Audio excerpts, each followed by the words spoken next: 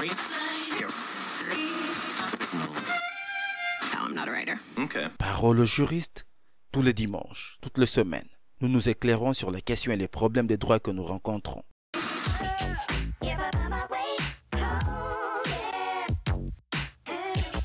Vous êtes de plus en plus nombreux à nous suivre sur Parole au juriste, votre chaîne qui vous permet de vous exprimer en tant que juriste ou futur juriste sur un problème de droit. Nous sommes dimanche 29 novembre 2020, messieurs et dames, bienvenue à votre émission Parole au juriste. L'émission qui vous éclaire sur les questions et les problèmes de droit que vous rencontrez, mais aussi qui vous permet à vous, étudiants, juristes, avocats, noteurs, magistrats, juges, bref, praticiens de droit, de prendre parole et intervenir sur un sujet de droit. Comme toujours, votre émission est présentée par Franklin Lombe et elle est diffusée en direct sur la chaîne YouTube Parole au juriste, mais également sur toutes les plateformes partenaires, notamment sur Radio Public, sur Apple Podcast, Google Podcast, Anchor, Spotify, Pocket Cast et sur le site web juristude.com. Dans le cadre de ces numéros, nous parlerons de la transmission volontaire du virus Covid-19. Je vous laisse donc écouter le sujet à traiter avant de prendre les interventions des juristes. Parole au juriste. Parole au juriste. Monsieur X, porteur du virus Covid-19, conscient de sa situation, il décide de contaminer ses ennemis tout en sachant que le virus est mortel. Quelques jours après, ses ennemis, 7 en tout, sont testés positifs. 3 personnes parmi les 7 ont un problème de santé.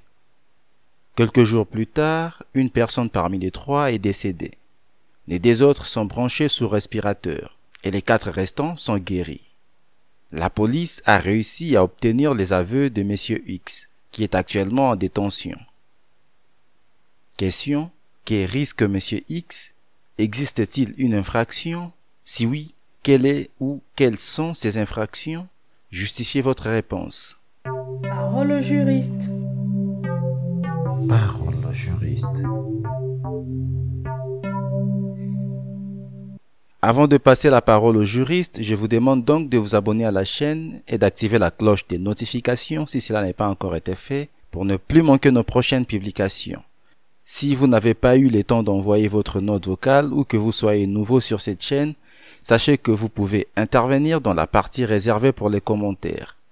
Si vous souhaitez intervenir dans la prochaine émission, je vous demande de rester connecté jusqu'à la fin de cette émission pour connaître le sujet à traiter le dimanche prochain. Mais avant cela, existe-t-il une infraction? Si oui, quelle est ou quelles sont ces infractions? Qui risque Monsieur X? Justifiez votre réponse. Parole au juriste. Parole au juriste. Bonsoir chers juristes, je suis mademoiselle Dabintip Sandra de nationalité togolaise. Par rapport au cas de cette semaine, je vais tout d'abord rappeler brièvement les faits. Monsieur X, porteur du virus Covid-19, est conscient de sa situation, décide de contaminer ses ennemis, tout en sachant que le Covid-19 est un virus mortel. Donc, les questions se rapportant à ce cas sont celles de savoir s'il existe une infraction ou non, et si oui, de les citer et de dire ce que risque M. X. Dans un premier temps, le fait pour M. X de décider de contaminer des personnes, le Covid-19 qui est un virus mortel, le rend pénalement responsable, car il expose autrui au risque de mort. Donc, il sera accusé de mettre en danger la vie des personnes. Et au terme de l'article 181, alinéa 1er du nouveau code pénal togolais, toute personne qui expose directement autrui à un risque de mort ou de blessure de nature à entraîner une mutilation ou une infirmité permanente par la violation manifestement délibérée d'une obligation particulière de sécurité ou de prudence imposée par la loi ou le règlement est puni d'une peine d'emprisonnement d'1 à 3 ans et d'une amende d'1 à 5 millions de francs CFA ou de l'une de ces peines. Ensuite, le fait pour M. X d'avoir contaminé au total 7 personnes, dont 4 personnes guéries par la grâce de Dieu, 2 sous respirateurs et une personne décédée. Donc, le décès de cette personne peut être considéré comme un homicide volontaire, car Monsieur X savait très bien que le fait de contaminer ses ennemis, le Covid-19 pourrait entraîner leur mort. Donc ici, on peut parler d'homicide volontaire et il s'agit d'un assassinat, car c'est une mort commise avec préméditation. Il savait très bien que le fait de les contaminer le Covid-19, qui est un virus mortel, pourrait entraîner la mort de ses ennemis. Et en droit togolais, au terme de l'article 168 du nouveau code pénal togolais, toute personne qui sera coupable d'assassinat est punie de 20 à 50 ans de réclusion criminelle. Parole au juriste. Parole au juriste. Oui, bonsoir. Oui, je suis congolais. J'habite Mbujimayi, la province située en République démocratique du Congo. Je voudrais que au sujet de la préoccupation ou du casus, c'est vrai qu'il y a une infraction en droit congolais qui peut être qualifiée d'administration des substances nuisibles. Et cela peut coûter une peine de 2 ans à 6 ans. C'est un peu ça, mon idée. Je pense que ça vous plaira. Merci. Parole au juriste. Parole au juriste. Bonjour, c'est Abdoulaye Diallo du Sénégal. D'accord. Monsieur X, à mon avis, a commis une infraction. Et bon, il y a, il y a, il y a, il y a deux types d'infractions qu'on peut qualifier ici. La première, relativement à la personne décédée, on peut parler de homicide involontaire. Homicide involontaire. Et les personnes qui sont sous respirateur ou qui sont, comment dirais-je, les gens sont dans le coma, non? Donc eux aussi, l'infraction qu'on peut attacher à ces actes, c'est atteinte à la vie d'autrui. Parole au juriste. Parole au juriste. Chers membres, une petite précision semble toute essentielle.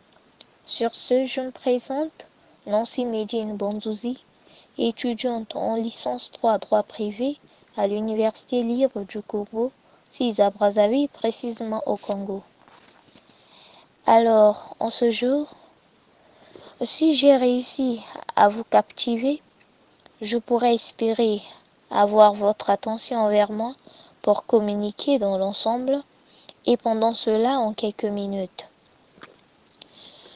S'agissant du sujet sur Monsieur X, porteur du coronavirus, en y répondant, premièrement, je dirais, en lisant bien le cas, cela fait partie du droit pénal et ça dépend aussi de l'espace géographique dans lequel doit être rendue la décision. Donc ça dépend de quel pays et de ce que la loi dit. En l'espèce, il y a eu contamination express. Alors, en tant que juriste, il sied à savoir est-ce que dans la loi, il existe des sanctions contre des gens ou existe-t-il une sanction qui consiste en la contamination d'un individu? Mais en réalité, je ne pense pas. Car si quelqu'un a été contaminé, prenons le cas par exemple en France, en se référant des textes, le Covid-19 est un virus comme tout autre virus. Maintenant, contaminer quelqu'un est une infraction? Vraiment non, je ne pense pas. Et peu importe que cela soit volontaire, la loi ne connaît pas ça. Deuxièmement, de ce fait, il faut voir est-ce que en ce moment-là, s'il y a eu une plainte qui a été déposée par la famille, puisque l'aveu, la plus forte des preuves, donc elle peut déposer la plainte pour ça. Et si c'est recevable par rapport à la loi, eh ben, ils vont essayer d'y voir. Mais je pense que cela ne sera pas recevable, car on ne peut pas qualifier ça. De plus, si le ministère public, c'est-à-dire si nous prenons le procureur, s'autosaisit de cette affaire pour dire qu'il y a un trouble à l'ordre public parce qu'on a quand même ôté la vie et que la personne a été contaminée.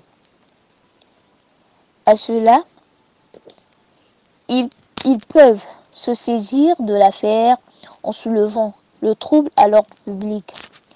Mais sinon, je ne pense pas. Vu que c'est la contamination, non plus, je pense. Ou peut-être il faut regarder le code de la santé. Au regard de l'article 1778 du code pénal français. Oui, français. Parce que chez nous au Congo, je n'ai aucune idée vraiment sur ça. Mais au regard du code pénal français, là,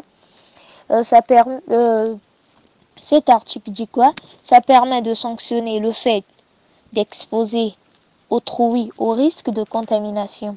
Cela signifie donc, si ça permet en ce moment-là, si c'est volontaire avec les aveux, l'individu a dit que c'est volontaire, à cela, il y a homicide volontaire. Pour la troisième question, il suffit alors de regarder dans le code pénal quelles sont les sanctions d'un homicide volontaire. Et il s'y est de retenir aussi que ce n'est pas toujours ce qui a été dit dans le code que les juges vont prendre en considération. Car ils vont essayer de regarder les circonstances aussi pour prendre leur décision finale. De même, après en matière pénale, il faut se référer au texte du lieu où l'affaire a pris naissance. Merci bien. Parole au juriste. Parole au juriste.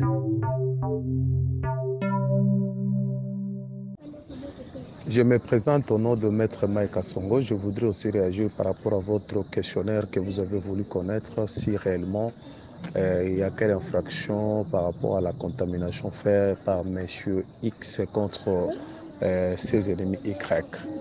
Ok, pour tenter de vous répondre sur la question, je voudrais tout simplement vous dire que jusque-là, il n'y a pas une infraction qui existe sur la contamination, étant donné que la réglementation tout simplement la réglementation avait tout simplement disposé des mesures barrières, lesquelles mesures de porter le masque, de laver les mains, ce sont parmi les mesures barrières.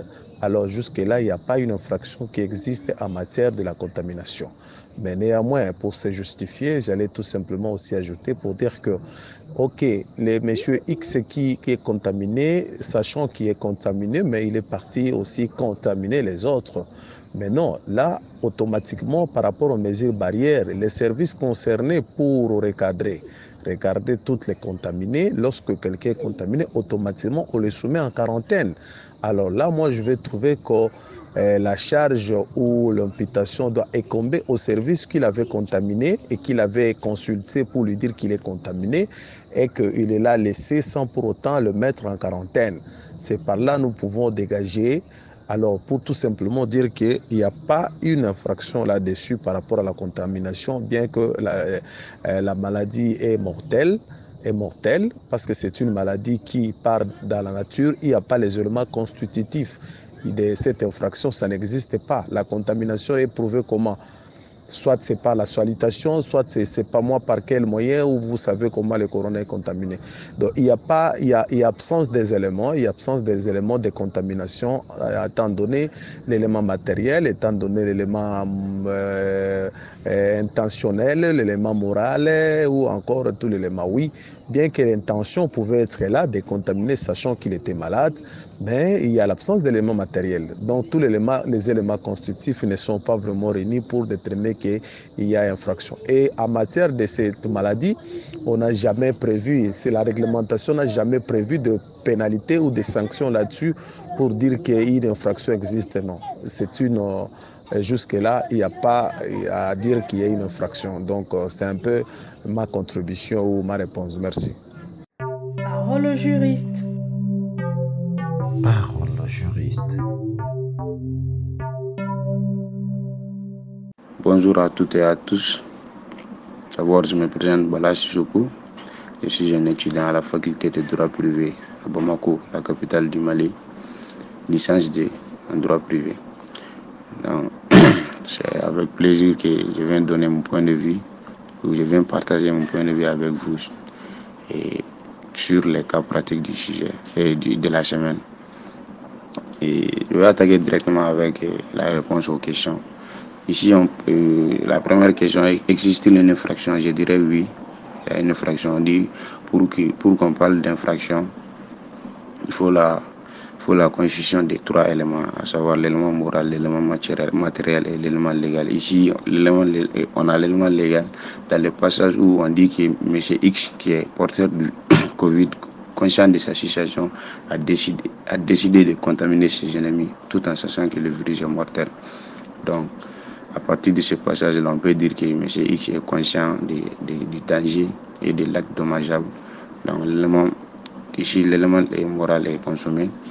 Donc, l'élément matériel, c'est la commission, puisque ce n'est pas une omission, c'est une commission. Il a décidé, voilà, de contaminer ses ennemis, voilà, tout en sachant que le virus est mortel. Et l'élément légal, ça, c'est l'infraction elle-même. L'infraction elle-même. Et deuxième question, si oui, quelles sont ces infractions? Oui, les infractions ici, d'abord pour la personne qui est décédée, donc M. X, voilà, sera condamné pour meurtre ou pour homicide volontaire, qui est équivalent au meurtre. Certains diront même que c'est un assassinat. Voilà, mais ici, bon, c'est pas stipulé dans le cas pratique. Donc, je me réserve de dire que c'est un assassinat, puisque pour parler d'assassinat, il faut qu'il y ait la préméditation. Et pour les autres, c'est-à-dire les deux personnes qui sont branchées sur le respiratoire et les 4 restants qui sont guéris, donc il sera accusé pour tentative de meurtre. Voilà. Et qu'il risque M. X? Et au terme de l'article 4 du Code pénal du Mali, les peines criminelles sont punies d'abord soit par la mort, la réclusion à perpétuité, ou bien la réclusion de 4 à 20 ans. Donc, les crimes qui sont jugés par la cour d'assises, ils peuvent être aussi sanctionnés par une amende. Et on dit que la tentative de meurtre, voilà, est punie par la même rigueur que le meurtre même. Voilà. Merci beaucoup. Parole au juriste. Parole au juriste. Bonjour à tous les membres et juristes de la plateforme La Parole aux juristes. Je suis Moussa Traoré. Je suis au Mali, juriste de formation à l'Université de sciences juridiques de Bamako. Le thème d'aujourd'hui me paraît d'une importance capitale car portant sur l'actualité brûlante du moment, à savoir la maladie à coronavirus. Rappel du fait, en espèce, il s'agit de M. X, porteur de maladie à coronavirus, décide de transmettre cette maladie à ses ennemis, en tout 7. Quelques jours plus tard, 7 d'entre eux ont été testés positifs à la maladie à coronavirus. Parmi ces 7, il y en a 3 qui ont des problèmes de santé. Une personne parmi ces 3 meurt, 2 restent sous respirateur. 4 autres sont guéris. La police finit par avoir l'aveu de M. X. Décide de le placer en détention. Question. Il s'agit de savoir, existe-t-il une infraction ici?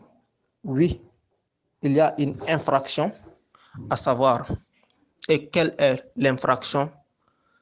L'infraction n'est autre que un empoisonnement.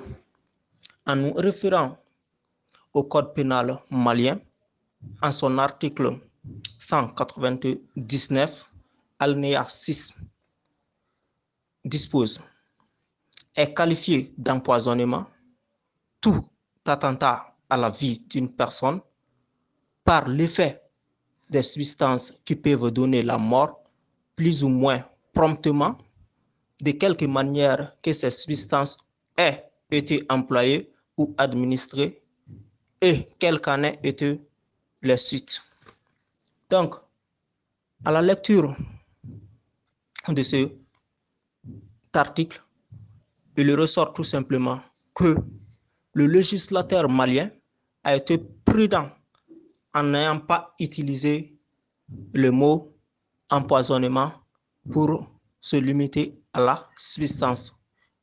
Et donc, que risque-t-il, monsieur X? Monsieur X risque la peine de mort, car l'article 200 dispose que tout coupable d'empoisonnement est puni de mort. Parole au juriste, tous les dimanches, toutes les semaines, nous nous éclairons sur les questions et les problèmes des droits que nous rencontrons.